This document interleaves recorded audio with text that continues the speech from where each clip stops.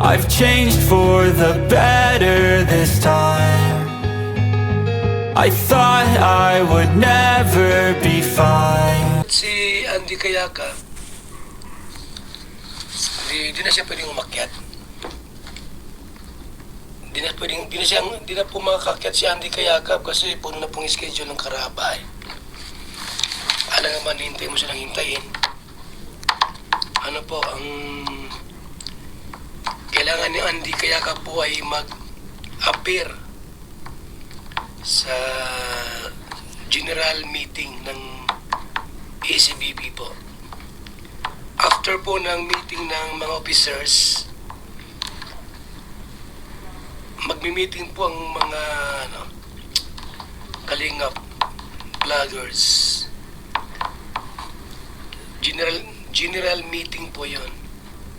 So, yun ang hintayin namin kung makahatin si Kalingap Andy. Magkaroon po ng formal invitation, magawa po ang, hindi po yung basta lang text or chat. Formal invitation po, may letters, may sulat, invitation po sa mga miyembro ng asosasyon. So, kung hindi sila makadalo, ibig sabihin, talagang wala na. Ano po? So, hindi na sila paakyatin sa Karaba. No, yung mga pinakyat na po, hindi umakyat. Ang chance nila po na sila ay kalinga pa din once na umati ng general meeting ng association. At yan po sa January. I-schedule po yan. Magawa po ang secretary po ng invitation.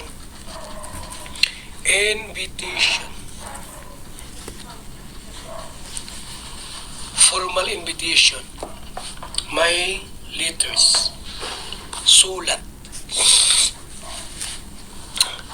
Ano po? At ipa-receive.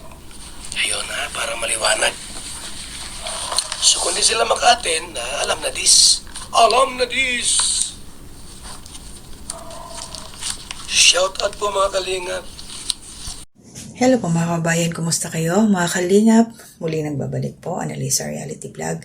Siguro napanood nyo na, nilagay ko na sa umpisa ang aking magiging topic ngayon, yung mga binanggit ni Kuya Bal. May kinalaman po to doon sa, particularly kay Kuya Andy Kayakap, kasi hindi po siya nakapag attend ng Thanksgiving at may reason. Sasabihin ko yun mamaya kasi napanood ko yung kanyang vlog yung nakaraang araw pa. I think, hindi ko na, ilan ba yun, 2 days or hindi ko na nabalikan. No? So napanood ko siya na meron siyang rason doon. At the same time, ito si Kuya Bal ngayon, meron din siyang sinabi. Diyan So, bago ko ituloy, thank you so much sa mga bagong pumasok po sa akin munting kubo. Sa mga ka-team ko po sa Silver Team, thank you sa inyo. Shout out po sa inyong lahat. Kay Ma'am Circa Berks TV. Kasama ko po to sa Silver Team, sa Kalinga. Siyempre, Kabayan Almeida Mix Vlog. Shout out. Kabayan Janice Channel, Twins Vlog. Shout out po. Kitana 24, shout out po. Siyempre, mine. Anarita Reyes, shout out din po. Lynn Simple Mix Vlog, shout out po. Siyempre, si Kuya Noli, shout out po Kuya. Laro si Jump Lizard, shout out po. Vicky Asakawa Channel, shoutout po. Christy Fermosilio Channel, shoutout po. Matet Gabarda Vlogs, shoutout po. And Mac TV Official, shoutout din po. And Cecil Bilbao, shoutout. And Caroline Mix Vlog, shoutout. 16 po kami dito sa Silver Team. Sino kaya ang unang makakagraduate sa amin? Kasi pag nag 10,000 na, move forward siya. Yan. So, sino kaya ito? Salamat po sa mga sumuporta sa amin. Thank you so much talaga. At syempre, supportahan po natin Kuya Bal Santos Matubang. Ayan, nangunguna dyan sa aking kasunod ng aking introduction sa aking channel. Syempre, si Kalinga Prab, supportahan po natin. At Edna Vlogs, Jack Tapia Matubang. Mga kasamahan ko pong reactors dito sa Karepa. Ayan, shoutout po kila Presberador at ang mga kapwa ko reactors dito. And also sa Team Strikers, Team Watchers, sa Team KOGR, shoutout po sa inyo.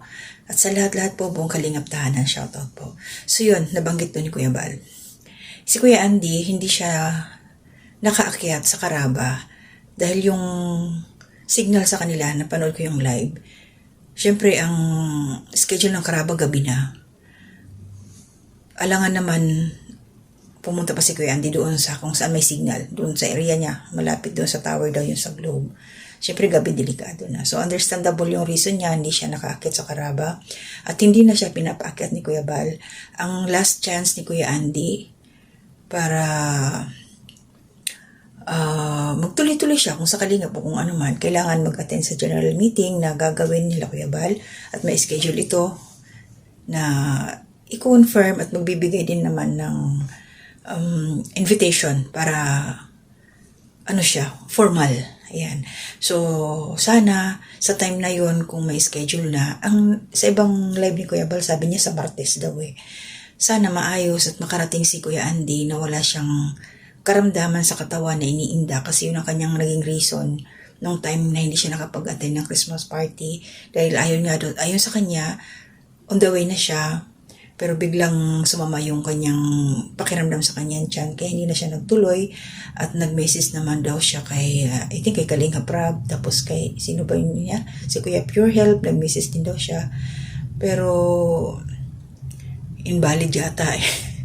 So, pagka ganun kasi mga emergency, hindi natin talaga yan mapipigilan or hindi natin makokontrol. Ganun, kaya kailangan unawain. At kaya lang, ang mga nangyayari, bago pa man nagsalita si Kuya Andy, pinutakti na siya ng mga bashers.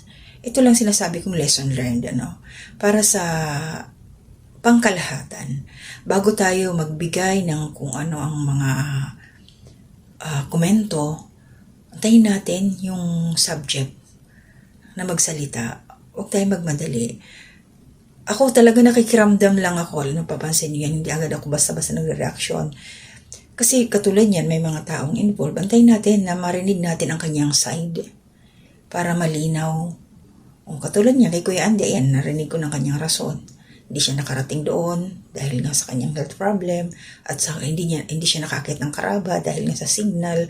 So, alam naman natin yun pag problema ang signal, kahit anong gawin mo, kahit sa data, pag walang network, ay nako, mapipikon ka na lang talaga. Walang magawa. Kaya unawain natin si Kuya Andy ng gano'n. Pero, Kuya Andy, sana makarating ka sa general meeting ng ACBP kasi nandiyan lang naman kayo eh. Maliban, mga officers kasi, at saka sila, syempre, pinatawag yung mga hindi nakapag-attend. At saka yung mga malalayo, lang naman, magbigay lang ng, kumbaga, communication is the key. Maintindihan naman yun ni Kuya Bal. Walang sapilitan yan na basta valid reason. Tsaka katulad nila, shout out kay Kindred TV na napakalayo. Nabasa ko yun yung comment niya ng live si Kuya Bal na hindi siya makaka-attend. Kasi nga malayo eh. So, lang, keep in touch lagi. Yan. So, para naman dun sa mga bashers ni Kuya Andy, sana kalmahan nyo lang. At huwag masyadong magbitaw ng mga salita na sa bandang huli, narinig na yung paliwanag ng tao ni Kuya Andy, hindi nyo na mababawi yung mga masasakit na salitang ibinigay nyo sa kanya, ibinato nyo sa kanya. Diba? Mahirap yun yung mga ganon. Kaya, yun, relax lang. Mag-antay, mag-abang kung ano yung magiging update. So, para wala tayong nasasaktan. So, dito nga sa live ni Kuya Bal, may chance pa rin. So, kung hindi mag-attend, so, wala tayong magagawa. Ibig sabihin, wala na sa Kalingap. Pero sana, huwag naman ganoon kasi sabi naman ni Kuya Andy, kahit anong mangyari, hindi siya aalis sa Kalingap, yung mga ganon. Kasi pinagdududahan na yung pagkatao ni Kuya Andy, kaya maraming mga nangbaba siya kanya, kesyo kasi doon nga sa pangalawang pabahay ni Joy na may sponsor na nagdadirect sa kanya. Iyon kasi ang dahilan kaya siya binabash. Pero sana maayos ang problema na to. Kuya Andy, please, sana mag-attend ka talaga. Kahit anong Basta pag-pray namin na pagdating ng time na yun, wala kang karamdaman, makarating ka sa diet, makasama mo sila Kuya Bal, para maklaro. Yun lang naman appearance, pakita ka. Kasi sayang mawawala ka, tapos yung na-scout, nandyan si Joy, lumalaban sa Kalingap. So, hindi pwede mawala si Kuya Andy para sa akin kasi malaking siya para sa akin malaking bagay yan na nandiyan siya sa Kalingap. Maraming natutulong din, maraming natutulungan. Mas lalago pa sana siya yung kanyang channel.